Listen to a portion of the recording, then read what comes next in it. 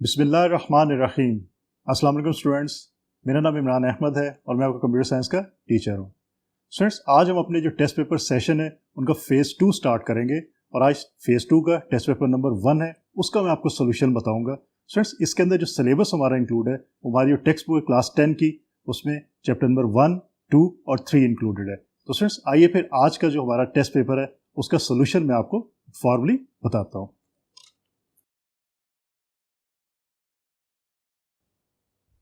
तो स्टूडेंट्स, जिस तरह मैंने आपको ये बताया, हमारा क्लास 10 का टेस्ट पेपर नंबर 1 है, लेकिन फेज 2 का है।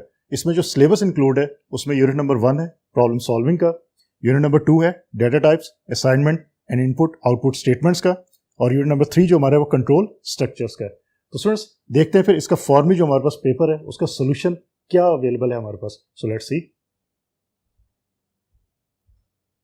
तो स्टूडेंट्स, फेज नंबर 1 के अंदर आपको आइडिया हो चुका है कि हम जो एग्जाम कहते हैं उसके अंदर कितने हमारे नंबर्स होते हैं। टोटल 50 मार्क्स का आपका कंप्यूटर का एग्जाम पेपर होता है, जिसमें आपके 10 मार्क्स होते हैं ऑब्जेक्टिव के और 40 मार्क्स होते हैं आपके सब्जेक्टिव के, और आपने दोनों जो है वो पार्ट वो फिल आउट करने होते हैं ताकि आप अच्छे नंबर्स ले सकें। स्टूडेंट्स, इसमें थोड़ा सा मैं आपको आइडिया दे दूं कि आपने जब भी एग्जाम पेपर करना है आपने ये ज़हन में रखना है कि आपके पास टाइम कितना अवेलेबल है। उस टाइम की बेस के ऊपर आपने अपने जो क्वेश्चंस हैं उनके जब आंसर लिखने हैं तो आपने डिवीजन करनी है कि किस क्वेश्चन को आपने कितना टाइम जो है वो प्रोवाइड करना है, ताकि आप जो अवेलेबल टाइम है आपका उसके अंदर ही आप अपने सोल्यूशन जो है वो प्रोवाइड कर सकें और लिख सकें, ताकि आपके नंबर्स पूरे आपको मिल सकें। तो स्टूडेंट, स्टार्ट करते हैं सबसे पहले ऑब्जेक्टिव टाइप से और देखते हैं कि इसके अंदर आप कौन से क्वेश्चंस अवेलेबल हैं, उसके आंसर फिर हम कैसे जो है वो लिख सकते हैं। सो स्टार्ट करते हैं, मेरे साथ आप लोग भी देखिए।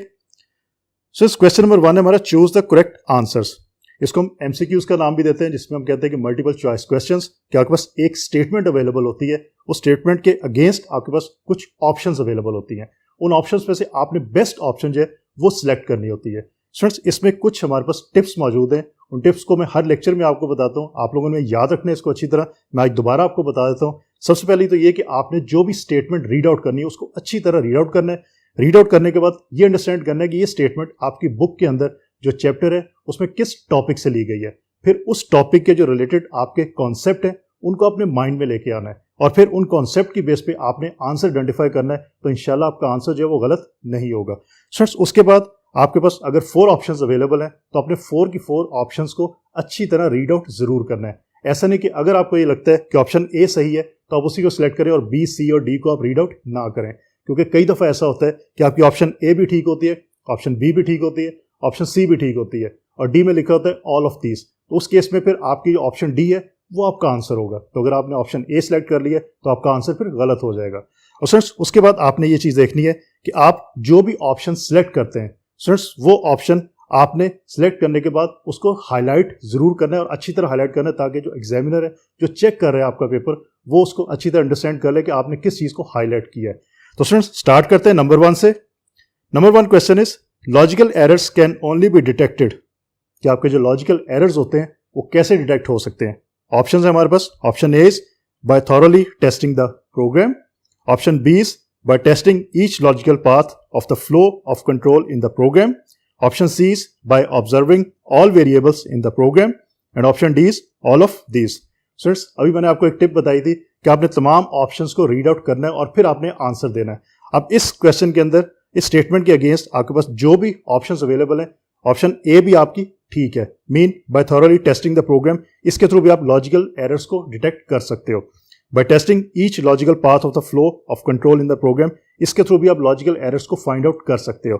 और ऑप्शन सी है आपकी by observing all variables in the program, इसके थ्रू भी आप लॉजिकल एरर्स को फाइंड आउट कर सकते हो। तो इस केस के अंदर आपने अगर ऑप्शन ए पढ़ी है और आपको सही लगी है, आपने उसको सिलेक्ट कर लिया, तो आंसर आपका गलत हो जाएगा, क्योंकि ऑप्शन डी है ऑल ऑफ दीज।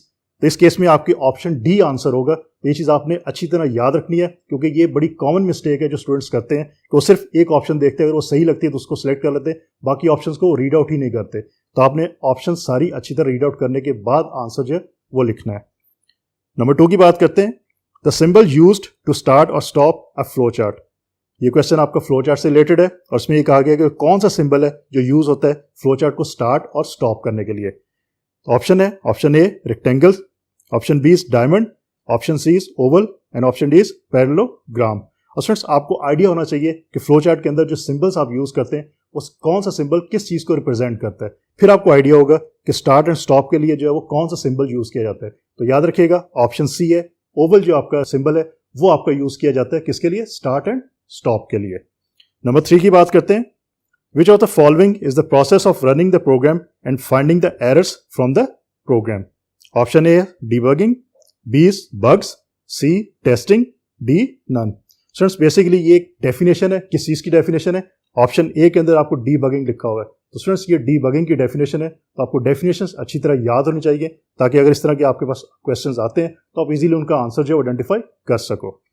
नंबर 4 की बात करते हैं, typographical errors in basic statements are, mean जो बेसिक कंप्यूटर लैंग्वेज है उसके अंदर जो टाइपोग्राफिकल एरर्स होते हैं वो बेसिकली क्या होते हैं। Option A is run time errors होते हैं, B is logical errors, C is syntax errors, D is execution errors. तो स्टूडेंट्स याद रखिएगा टाइपोग्राफिकल जो एरर्स होते हैं वो आपके कौन से होते हैं, वो सिंटैक्स एरर्स कहलाते हैं। तो ऑप्शन सी इस केस में आपका एग्जैक्ट आंसर है। नंबर 5 की बात करते हैं, if 2 or more statements are written on a line they must be separated by a, अगर आप बेसिक कंप्यूटर लैंग्वेज के अंदर कोई भी स्टेटमेंट्स लिखते हैं और एक से ज्यादा स्टेटमेंट्स आप एक ही लाइन में लिखना चाहते हैं तो उसको आप सेपरेट कैसे करते हैं। ऑप्शन ए हाइफन के थ्रू, बी इज सेमीकोलन के through, C comma and D is column. तो याद रखिएगा किसके थ्रू ये काम करते हैं, ऑप्शन डी कॉलन के थ्रू आप ये काम करते हैं। नंबर 6 की बात करते हैं, basic language is developed in, कि बेसिक जो कंप्यूटर लैंग्वेज कब डेवलप की गई थी। Option A 1960, option B is 1961, option C is 1962 and D is 1963। तो स्टूडेंट्स ये आपको याद करना पड़ेगा और ऑप्शन डी आपका इस केस में जो है वो सही आंसर है 1963। नंबर 7 की बात करते हैं, when we are not sure about the number of iterations we use. और स्टूडेंट्स यहाँ पे वर्ड यूज हो रहा है आइट्रेशन का। आइट्रेशन का आपको मतलब पता है कि रेपिटेशन, कि एक काम को बार बार करवाना। तो इसका मतलब है कि लूप्स की बात हो रही है। तो लेट्स सी कि यहाँ पे आंसर क्या आ सकता है। Option A is go to, option B is if then, option C is if then else and option D is while when. और स्टूडेंट्स एक चीज और याद रखिएगा, आपको कई दफा स्टेटमेंट के अंदर आंसर का हिंट भी मिल जाता है, उसको भी आपने आइडेंटिफाई करना है। अगर आपको हिंट मिल जाता है तो उस हिंट की बेस के ऊपर आप आंसर इजीली आइडेंटिफाई कर सकते हैं। जैसे कि इस क्वेश्चन के अंदर आपके आइट्रेशन का जो कीवर्ड है वो आपका बेसिकली हिंट है। आइट्रेशन होता है कि एक ही चीज को बार बार करवाना। इसका मतलब है कि आंसर के अंदर कोई लूप है जो आंसर में आएगा। अब अगर आप देखें ऑप्शन ए आपकी गो टू, ये लूप नहीं है। ऑप्शन बी इफ देन, ये भी आपका लूप नहीं है। Option C if then else, ये भी लूप नहीं है। ऑप्शन डी व्हाइल व्हेन, ये आपका लूप है। तो आइट्रेशंस आपकी व्हाइल व्हेन के अंदर होती है। इसका मतलब है कि यहाँ पे आपका जो ऑप्शन डी है वो आपका सही आंसर है। तो इसको भी आइडेंटिफाई करें कि अगर क्वेश्चन के अंदर आपको हिंट मिल जाता है आंसर का, तो उस हिंट को यूज करते हुए आंसर आइडेंटिफाई करें तो इंशाल्लाह आपका आंसर जरूर सही होगा। नंबर 8 की बात करते हैं, which is the basic command to make decision. Option A is read, option B is go to, option C is if and D is loop. और स्टूडेंट्स यहाँ पे मेक डिसीजन, डिसीजन के लिए आप इफ की कमांड जो है उसको यूज करते हैं। तो इसका मतलब ऑप्शन सी इस केस में आपका आंसर है। नंबर 9 की बात करते हैं, which of the following control structure is used for making decision. अब कंट्रोल स्ट्रक्चर्स की बात हो रही है कि कौन सा कंट्रोल स्ट्रक्चर है जो डिसीजन मेकिंग के लिए यूज होता है। तो लेट्स सी ऑप्शंस क्या है। Option A is sequence structure, B selection structure, C loop and D is none. तो याद रखिएगा इस केस में आपका जो आंसर है ऑप्शन बी सिलेक्शन स्ट्रक्चर जो है वो आंसर आएगा। नंबर 10 की बात करते हैं, the maximum value of statement line number is. Option A is 255, B is 65529, C is 65536 and D is 155। तो स्टूडेंट्स ये अगेन आपको इसको याद करना पड़ेगा। इस केस में आपका जो आंसर है दैट इज ऑप्शन बी 65529। तो स्टूडेंट्स ये था हमारा ऑब्जेक्टिव पार्ट। इसके ऑल टुगेदर आपके 10 मार्क्स होते हैं। हर जो आपकी स्टेटमेंट है उसका 1 मार्क है। अगर आप उसको सही करते हैं तो आपको पूरे नंबर मिल जाते हैं। अगर आप 10 के 10 ठीक करते हैं तो आपको 10 आउट ऑफ 10 नंबर इसमें से मिल जाते हैं। अब स्टूडेंट्स दूसरे पार्ट की तरफ चलते हैं जो है सब्जेक्टिव पार्ट, जिसके अंदर आपने डिस्क्रिप्शन लिखनी होती है क्वेश्चंस की। तो let's start question number 2, right the short answers any 4 from the following. और स्टूडेंट्स यहाँ पे आपको 6 क्वेश्चन अवेलेबल होते हैं। आपने उसमें से कोई से जो बेस्ट 4 जिनके आंसर आपको पता है वो आप लिखते हैं। आप 2 चॉइस में छोड़ सकते हैं और हर जो क्वेश्चन है यहाँ पे वो 2 मार्क्स कैरी कर रहा है। इसका मतलब ऑल टुगेदर आपके जो है वो 8 मार्क्स इसके अंदर शामिल है। तो स्टूडेंट्स इसके अंदर एक और चीज याद रखिएगा, आपने शॉर्ट आंसर लिखना है क्योंकि शॉर्ट का कीवर्ड यहाँ पे यूज हुआ है। शॉर्ट आंसर का मतलब आपने टू द पॉइंट आंसर लिखना है। आपने उसकी डिस्क्रिप्शन नहीं लिखनी क्योंकि आपके आंसर के सिर्फ 2 मार्क्स हैं। तो आपने 2 या 3 लाइनों का आंसर लिखना है, उससे ज्यादा आपने आंसर मेंशन यहां नहीं करना। सो क्वेश्चन नंबर 1 है इसके अंदर, व्हाट इज कोडिंग। अब कोडिंग की यहाँ पे आपने डेफिनेशन लिखनी है तो आपको 2 नंबर पूरे इसमें मिल जाएंगे। आंसर है इसका the writing of a computer program in any programming language is called coding. आप ये डेफिनेशन लिखेंगे तो आपको इजीली इसमें से 2 नंबर मिल जाएंगे। नंबर 2 की बात करते हैं। What is syntax errors? The errors occur when grammatical rules of programming language are not followed in writing the computer program. These type of errors are detected at compile time of the program. For example, C is equal to A plus and divide B. तो students example अगर आप साथ दे देंगे तो आपको फिर भी 2 number मिल जाएंगे। अगर आप सिर्फ डेफिनेशन लिखेंगे तब भी आपको पूरे नंबर इसमें से मिल जाएंगे। नंबर 3 की बात करते हैं। What is syntax? The grammatical rules of programming language to write programs are referred to as syntax of that programming language. Number 4 की बात करते हैं। What is top-down design or divide and conquer rule? Answer is the main problem is divided into sub-problems so that each sub-problem can be solved. This technique is lead to a best and simple solution of the problem. This technique is known as top-down design or divide and conquer rule. तो friends इसके अंदर भी आपने definition लिखनी है। तो याद रखिएगा, आप अगर देखें क्वेश्चंस तो आपको ज्यादातर क्वेश्चंस के अंदर डेफिनेशंस पूछी जा रही हैं। तो आपको डेफिनेशंस जो है वो अच्छी तरह याद होनी चाहिए, क्योंकि डेफिनेशन अगर आपको याद होगी तो आप शॉर्ट आंसर भी लिख सकते हैं, और अगर इसकी डिस्क्रिप्शन लिखनी है तो फिर भी आपको डेफिनेशन पता होगी तभी आप उसकी डिस्क्रिप्शन भी लिख सकते हो। नंबर 5 की बात करते हैं। What is desk checking? Desk checking is the process of carefully observing the working of an algorithm on the paper for some test data. Algorithm is provided a variable set of input for which the output is examined. Number 6 की बात करते हैं। What are the limitations of flowchart? और friends limitation of फ्लोचार्ट्स बहुत सारी हो सकती हैं। आपने यहाँ पे अगर आप 2 भी लिख देंगे तो आपको पूरे नंबर मिल जाएंगे, लेकिन एटलीस्ट आपने 2 जरूर लिखनी है। आपने सिर्फ 1 लिखेंगे तो आपको 1 नंबर मिलेगा, 2 लिखेंगे तो आपको पूरे 2 नंबर मिल जाएंगे इसके अंदर। तो आंसर है it is difficult to draw flowchart for complex problems. Number 2 is if alterations are required the flowchart is to be redrawn. तो फ्रेंड्स ये था आपके पास शॉर्ट आंसर्स। इसके अंदर आपको 6 क्वेश्चन अवेलेबल हैं। आपने जो बेस्ट 4 के आंसर आपको आते हैं आपने वो मेंशन करने, बाकी आपने 2 क्वेश्चन जो वो चॉइस में छोड़ देने। क्वेश्चन नंबर 3 की तरफ चलते हैं। Right the short answers of any 4 from the following. Again इसके अंदर भी आपको 6 क्वेश्चन अवेलेबल हैं। आपने 4 के आंसर देने हैं और 2 क्वेश्चन जो है वो आप चॉइस में छोड़ सकते हैं। स्टूडेंट्स इसके अंदर भी आपके हर क्वेश्चन के 2 मार्क्स हैं। आपने टू द पॉइंट आंसर लिखना है, आपने डिटेल के अंदर नहीं जाना, और टू द पॉइंट आंसर लिखेंगे 2 या 3 लाइनों का तो आपको पूरे 2 नंबर इसमें से मिल जाएंगे। तो नंबर 1 है what is the function of save command in basic. Basic जो कंप्यूटर लैंग्वेज उसके अंदर जो सेव की कमांड है उसका फंक्शन क्या है, बेसिकली वो यहाँ पे आपने मेंशन करना है। This command is used to save the file on disk. If the option A is specified with the save command the file is saved in ASCII format. If the option P is defined with the save command the file is saved in encoded binary format. तो students इस तरह आप specifically सिर्फ उसका to the point answer लिखेंगे तो आपको इसमें से 2 नंबर मिल जाएंगे। नंबर 2 की बात करते हैं। What is the procedure of loading a saved file in GW basic. Procedure देखते हैं क्या है।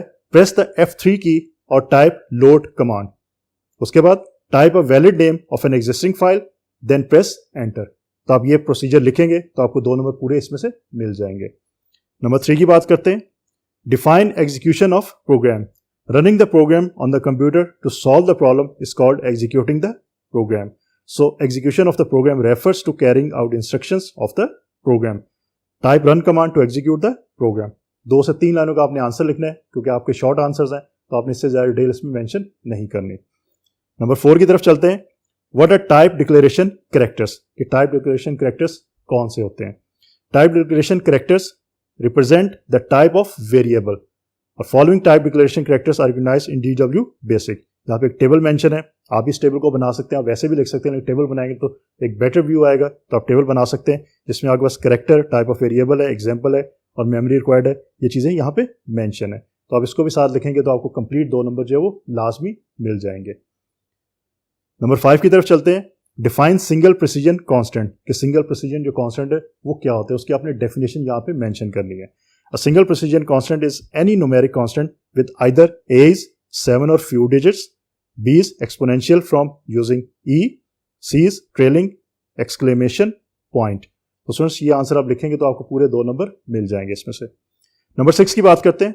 What is arithmetic expression. Arithmetic expression is a combination of variables, constants, and arithmetic operators. Arithmetic expression is evaluated from left to right. It gives only a single value after evaluation.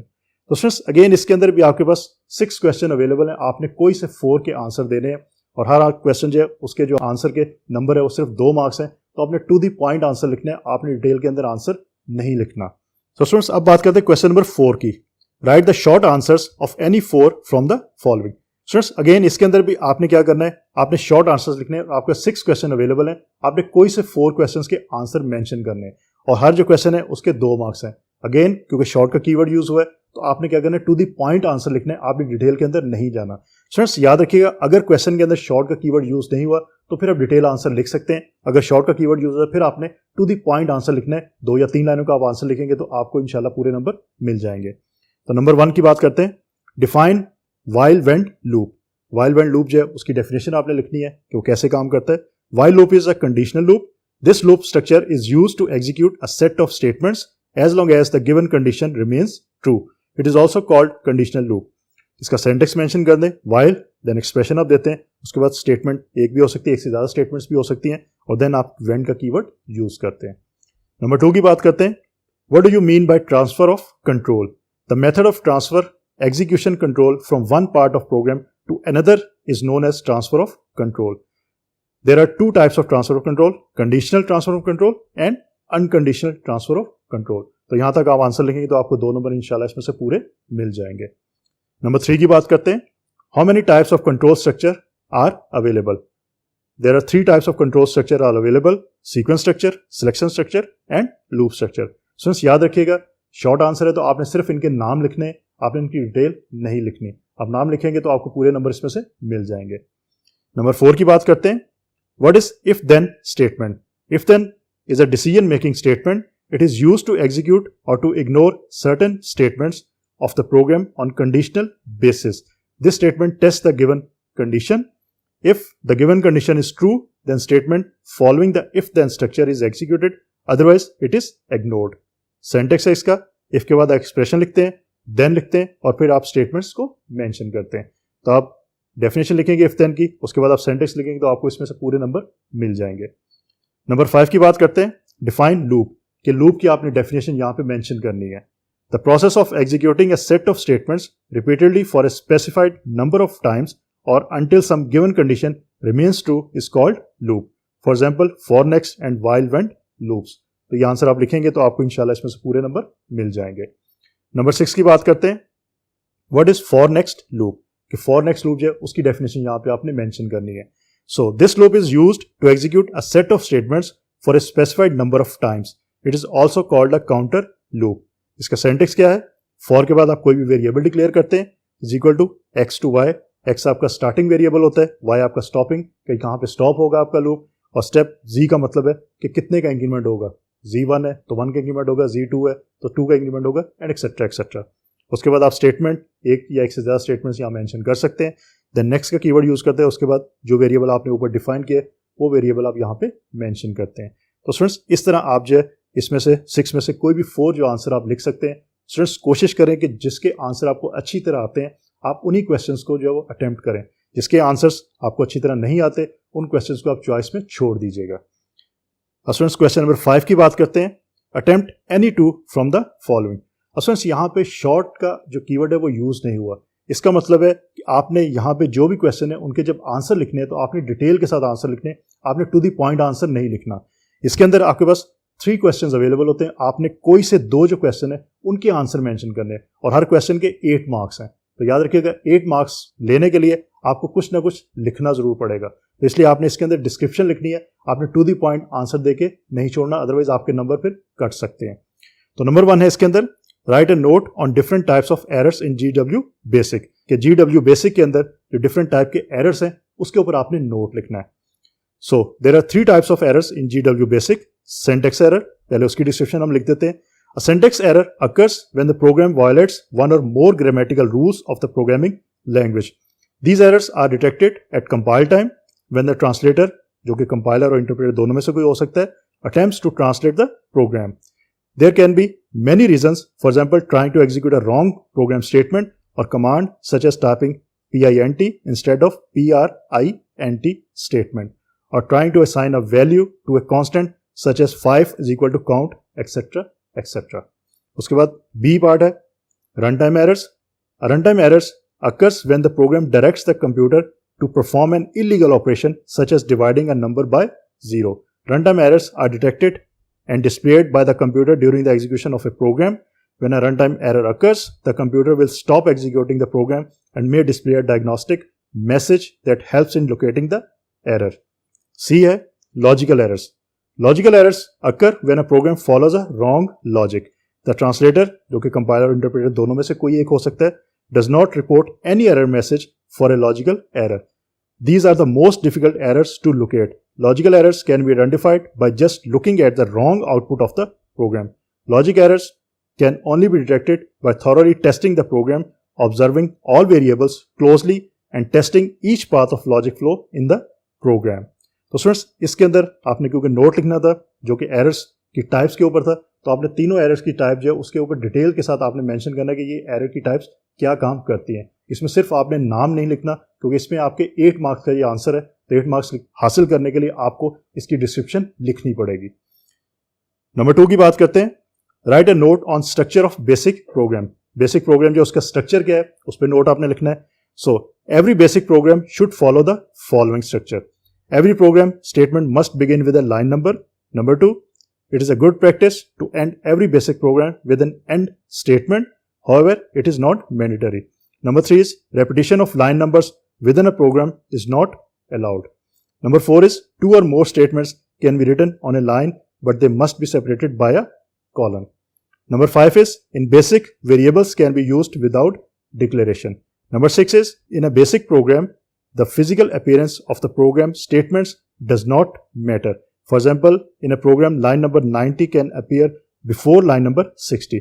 However, the program statements will always execute according to the ascending order of specified line numbers.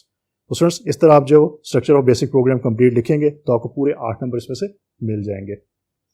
Number 3 की बात करते हैं. Right a note on while wend loop. कि while wend loop है उसके ऊपर आपने complete note लिखना है. यहाँ पे सिर्फ आपने डेफिनेशन लिख के नहीं छोड़ देना, आपने कंप्लीट उसके ऊपर डिस्क्रिप्शन लिखनी है और एग्जांपल भी आपने साथ लाजमी मेंशन करनी है. So answer is while wend loop. The while loop keeps repeating an action until an associated condition becomes false. This is useful where the programmer does not know in advance how many times the loop will be executed. इसका syntax है while, then आप कोई भी expression देते हैं, उसके बाद loop की स्टेटमेंट्स आप लिखते हैं, यहाँ पे मेंशन करते हैं और फिर आप कहते हैं वेंट का कीवर्ड यूज करते हैं. अब इस जो सेंटेंस है उसकी इंटरप्रिटेशन क्या है वो जरा सुन लीजिए. The expression in the while loop controls the loop repetition. The statements which are executed when the given condition is true form the body of the loop. The body of the loop is executed until the condition is true. As soon as it becomes false, the loop terminates immediately and the program control transfers to the statement next to the when statement. It must be noted that the loop control variable in while loop is always initialized outside the body of the loop and is incremented or decremented according to the program logic inside the body of the loop. Whereas in for loop, the loop control variable is initialized and incremented or decremented within the for statement. So it's while when loop और for loop के दरमियान आप difference भी mention यहाँ पे कर सकते हैं क्योंकि आपको मैंने पहले ही बताया कि आपने यहाँ पे डिस्क्रिप्शन लिखनी है, आपने टू द पॉइंट आंसर नहीं लिखना. अब इसकी एग्जांपल आप यहाँ मेंशन करेंगे. एग्जांपल क्या है? A program to print digits from 1 to 10.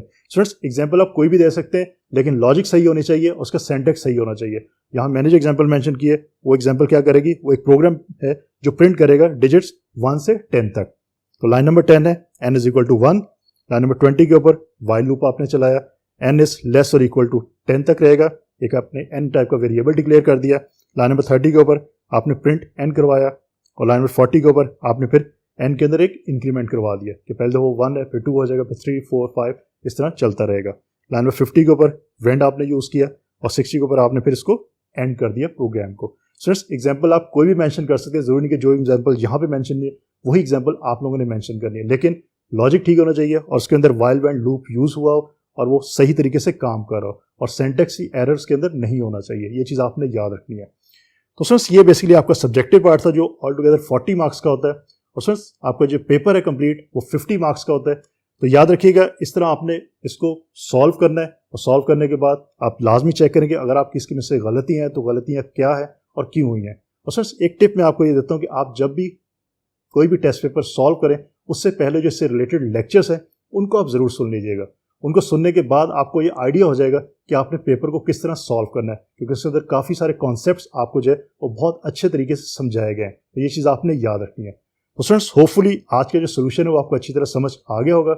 इंशाल्लाह अगली दफ़ा किसी नए टेस्ट पेपर के सोल्यूशन के साथ दोबारा मुलाकात होगी। अपना बहुत सारा ख्याल रखिएगा। अल्लाह हाफिज़।